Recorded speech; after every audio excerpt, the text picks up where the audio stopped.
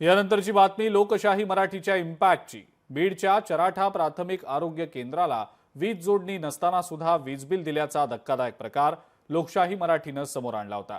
आरोग्य केंद्रात वीज नसतानाही 90,000 रुपयांचं बिलही देण्यात आलेलं होतं।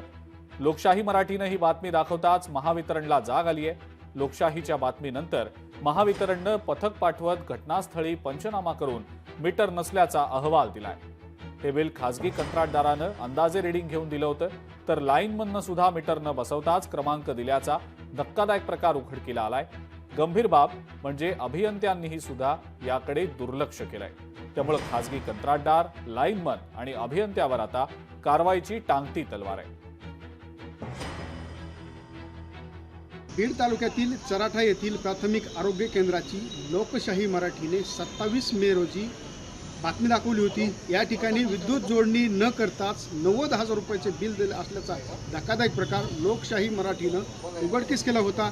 त्याच अनुषंगानं आता याची दखल घेत महावितरण कंपनी या ठिकाणी कार्यरत असलेले जे कर्मचारी आहेत, संबंधित अधिकारी आहेत, त्या कार्यकाळामध्ये कोण होते याची दखल घेत त्या अधिकाऱ्यावर आणि कर्मचाऱ्यावर योग्य ती कार्यवाही करण्याची आणि गरज पडली तर निलंबनाची देखील कार्यवाही करण्याचा आदेश आता महावितरणने दिला असल्याचं सांगितलं आहे।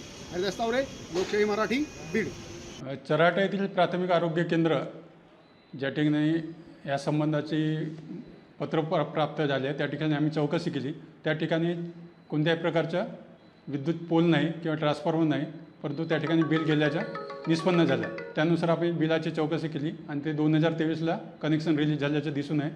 त्या संबंधित त्यावेळेस असलेले कार्यरत असलेले अधिकारी आणि लाईन स्टाफवर कारवाई करण्याची प्रक्रिया सुरू आहे। याच्यामध्ये ज्याच्या जास्त चुकी असेल त्यांना निलंबित करण्यात येईल आणि इतरांना चार्जशीट देण्याच्या कारवाई करण्यात येईल। मी माझ्याकडे चार्ज असल्यापासून कोणत्याही प्रकारचं पत्रव्यवहार म्हणजे झालेलं नाही किंवा फोन आलेलं नाही, तरी आपण त्याला ताबडतोब विद्युत कनेक्शन देण्यासाठी कारवाई करणार आहोत। प्राथमिक आरोग्य केंद्राला लाईट नसल्यामुळं MSCBला त्या संदर्भात पत्रव्यवहार केला आणि हीच बाजू मी लोकशाही मराठीसमोर मांडली।